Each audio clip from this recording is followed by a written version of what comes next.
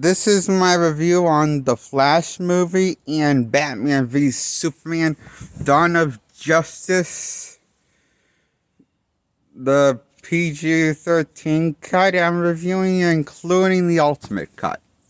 That's R-rated. Rated R.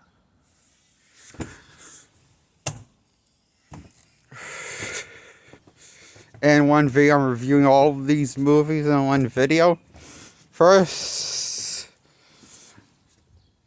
I'm going to talk about The Flash. That I give 0 out of 10, and Keaton's the only good part about this movie.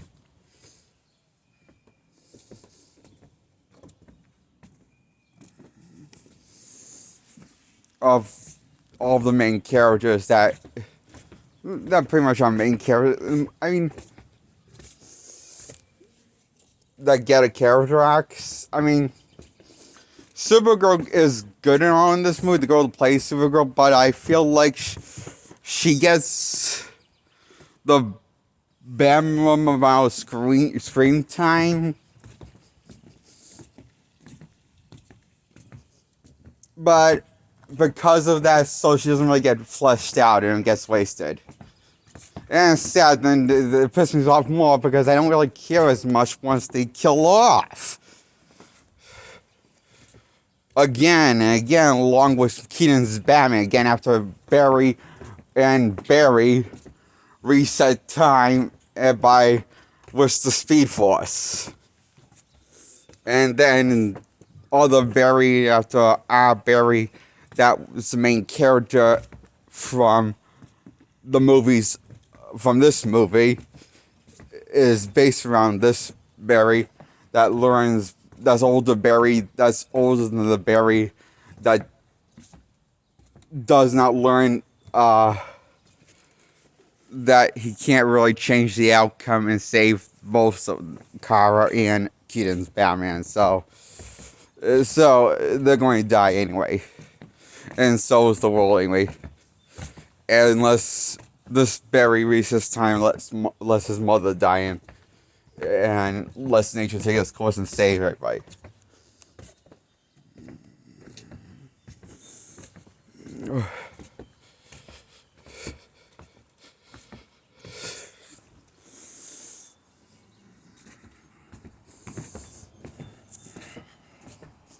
And we find out the main villain that pushed Barry out of the timeline was actually a passive variant of young Barry that our Barry runs into and becomes friends with. And also gets powers in the movie. And this leads Barry also gets that, instead of him just giving him an extra charge of lighting from the lightning blast and make him wicked fast for a temporary period of time, instead permanently takes away his speed. And she knows how needs to get his speed back, is that he needs to Freaky Friday shit and zap himself with lighting. A bolt of lighting. Like, of course, doesn't work the first time, but works the second time once Kara hits him, gets enough flame to hit him again the second time. After Keaton's machine bomb won't work for the second round and is busted. This leaves our Barry on the brink of death. And almost going to die. But because the second blast of lightning worked, this leads to him getting his powers back, which leads to him getting his healing, which leads to him getting all of these benefits, becomes being a speedster that they don't go into in this movie at all, like they did in the Flash show, or the Flash comics, or the Flash animated movie called Flash. I think the Flash anime we call Flashpoint did a better job explaining benefits about being a speedster than this movie does. And I will say I love how this movie's shot. This is shot like a Flash movie. I also love when he's shot in the Speed Force, how we see how he moves, how fast he can go, and how slow the world around him can go. I mean, I like how I will say that there's another thing this movie has. This for lots of CGI. There's a lot of CGI in this movie, okay, and the CGI is shit. Okay, but for all of the CGI effects, there's lots of really good. They're shot really epically, like a comic book movie would, like shots that you never would ever, you're not used to seeing, to make it look more like comic book. And so these shots will be kind of epic and all, but they're showing the shittiest CGI in a comic book movie now these days for this movie. It looks like this movie this movie didn't finish polishing its effects, or something's wrong with it. The effects,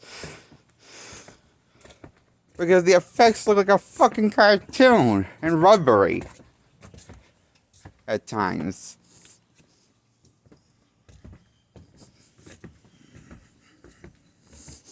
And at times very odd.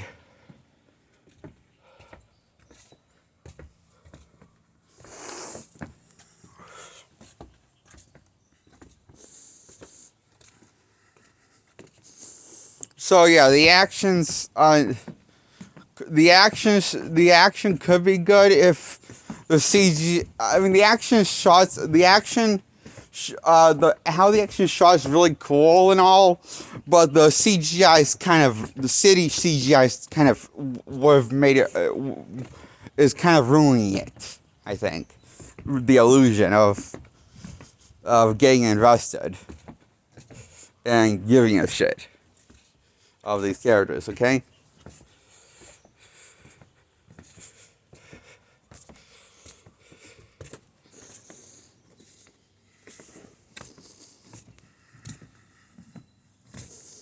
For me, so this is really it for me. It's just, and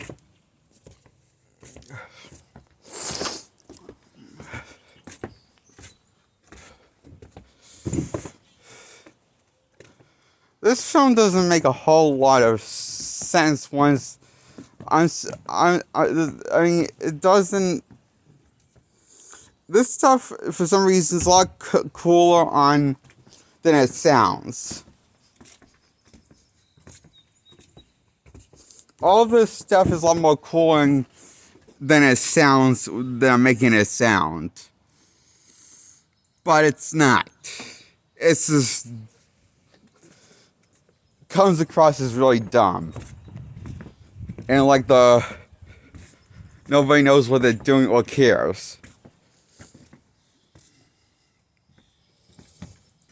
The Flash seems like a confused vision of a project, of final project of a movie.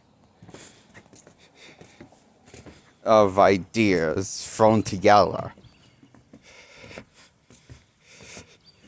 Basically, it's like every MCU movie.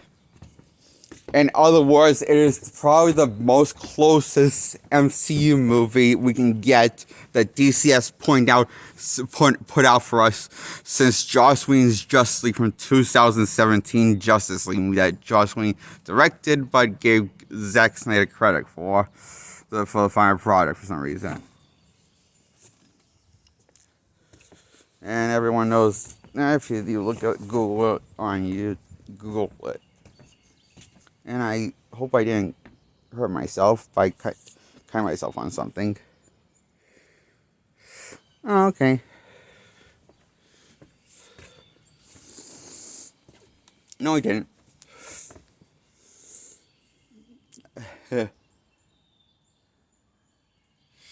So, The Flash is the closest thing resembling Marvel glory days before Endgame, the way I see it.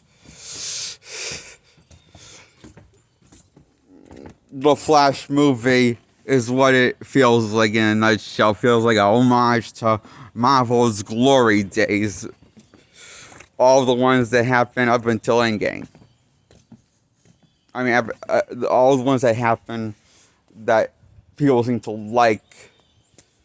You know, an Endgame being the last one, feel like, and the rest not really doing well.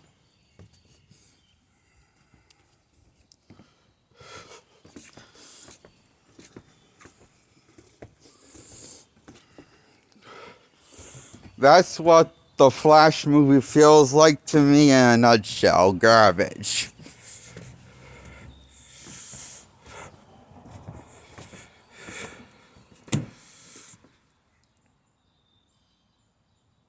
For better or for worse, that's what it feels like to me. Is why I'm giving it a 0 out of 10. The Flash.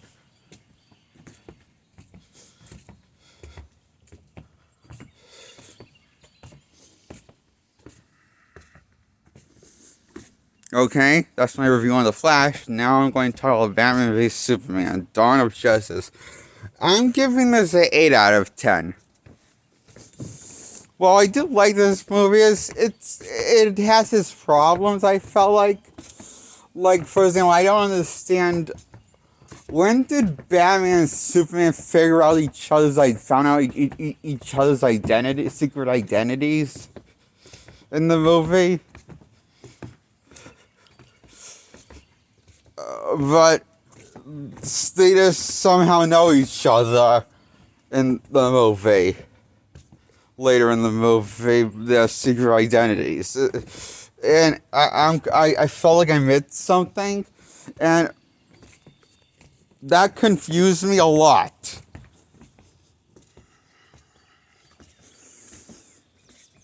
Is why I gave it an 8 out of 10. It confused my OCD too much because I was hoping that the extended cut called the Ultimate Edition would fix that problem. But no, it does not fix that problem. There's still a plot hole of that night of me trying to figure out when the hell did they figure out each other's secret identities, Superman and Batman. I mean, it doesn't make any sense to me. Stupid.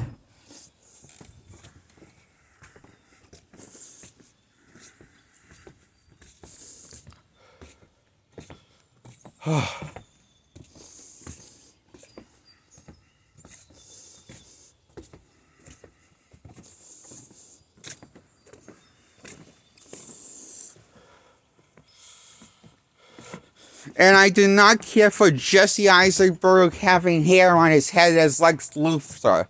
That ruined it for me. To buy into him as Lex Luthor. Completely. I'm sorry, I didn't like it when Gene Hackman had hair on his head when he wore a wig. And I didn't like it when Jesse Eisenberg now has hair on his head. His character of Lex Luthor. Just, why can't Lex Luthor be bald? Fuck me, it sucks. Why can't I have a bald evil version of Lex Luthor that doesn't get wasted?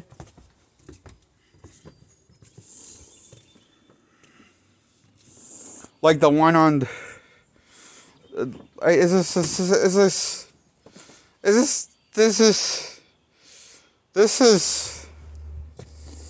This sounds all the live action Lex Luthor suck. Except for the one from Superman Returns.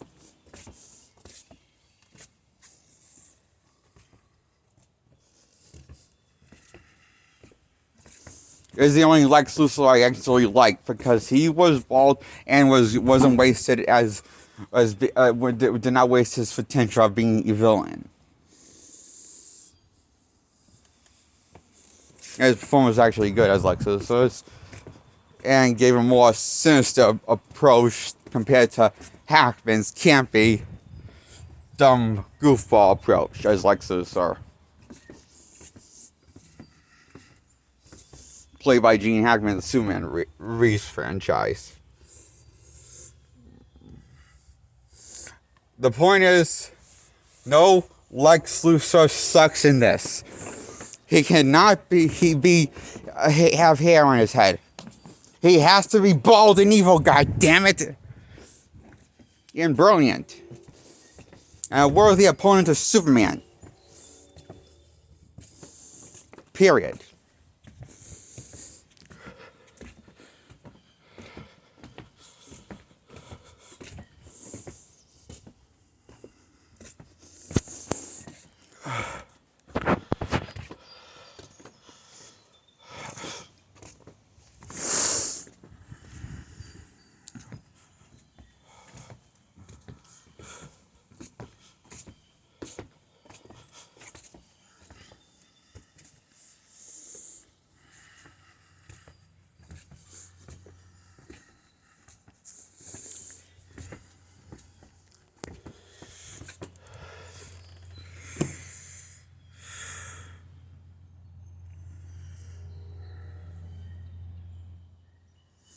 And also, they kill Superman off, only to basically see dirt rise above from his grave, hinting at he might return. And he does return. And Zack Snyder's version of Justice League. That's the 4-hour cut movie of it.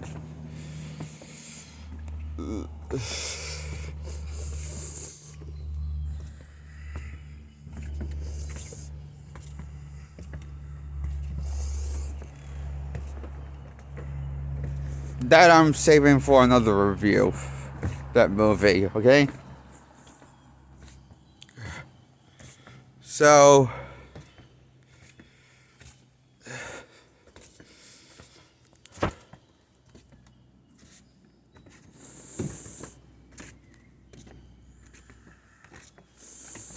also, I have a problem with Batman killing killing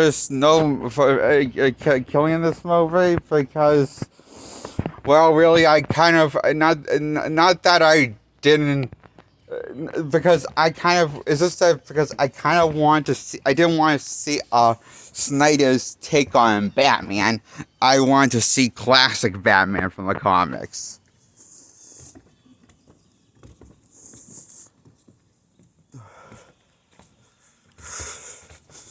But this is Snyder's take on Batman, which, okay, he's gonna have his Batman killed, but he has, I don't know how much is shock value or how much it's story, narrative-wise, due to change and Batman's behavior and why he's taking life now.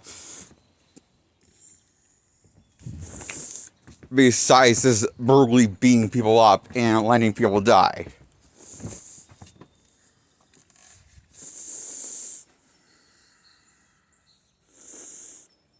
Besides murdering. Oh.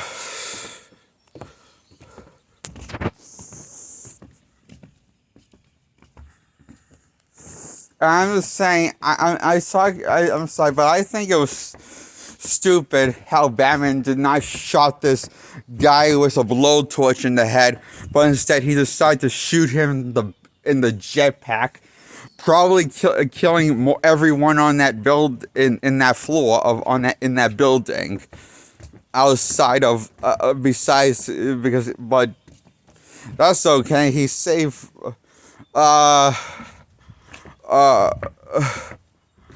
Superman's mother, Martha, which is coincidentally the same name as Batman's mother. First name.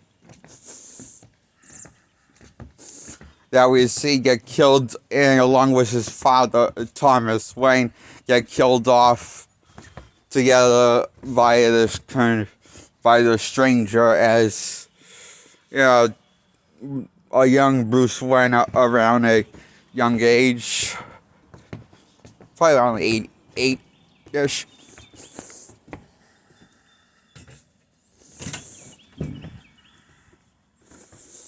And anyway, if fastest forward through Batman falling into a cave, a bat cave filled with bats. With a young Bruce Wayne finding this cave of bats. Based in a narration from old Bruce Wayne, played by Ben Affleck, is giving this epic narration of him inspiring to become Batman and finding peace, and felt at one time he felt he found the answer and found peace after becoming Batman. Basically, is with this epic monologue, but then it turned out to be nothing more than a lie to him, and blah blah blah. I guess that's why he's killing now. Oh, and also Robin's dead. We see a beaten, bruised up Robin costume with measures from the Joker mantled in Batman's what looks like to be like one of his locations of where it looks like the Batcave, but Snyder says that's not the Batcave. But then what is it? What is that, prototype Batcave? Or a Plan B Batcave? Off location? Or, on location? I don't know. Honestly, I'm a little confused.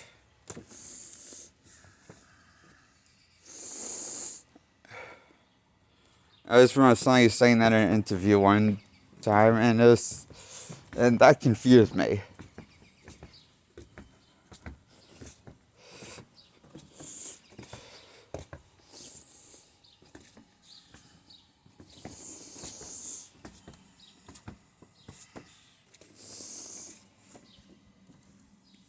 So yeah, this is another disappointing, inaccurate portrayal on Batman. But this is the first nice Elseworld original vision of Batman that I can kind of get behind, but I prefer classic comic book Batman over the Snyder's version Batman.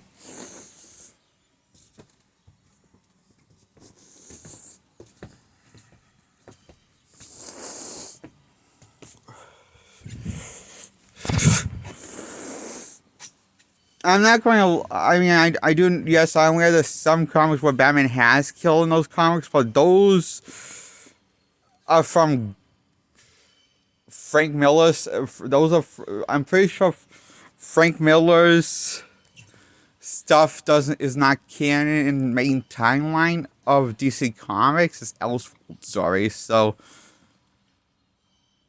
I'm pretty sure when Batman kills, they usually have a what if or Elseworld story, but not in the main canon. And when from what I understand, when it is in the main canon, it's usually to tell much. It's whenever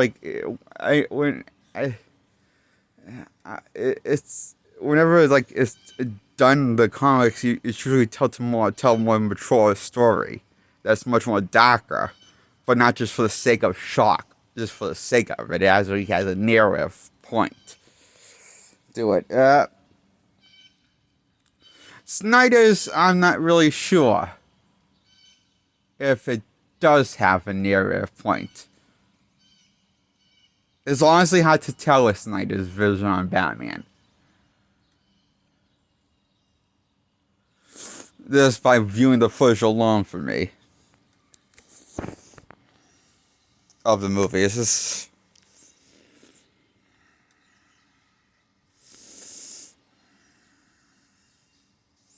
I don't have that many deep complex thoughts on this version of the Caped Crusader known as Batman.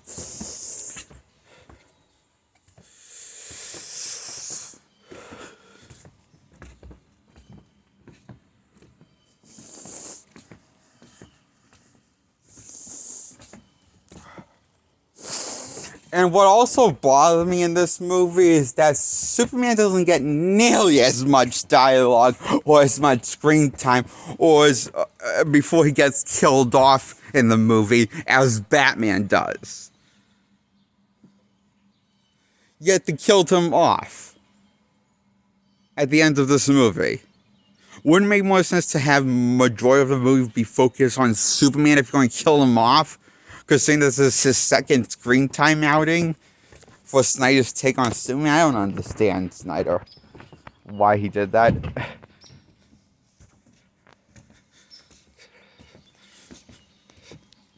I really think Batman should have been the second main character, not the first in this movie. And that's my feelings in both cuts of the R-rated cut, Ultimate cut, and the PG-13 theatrical cut of the film. Or I feel the same way.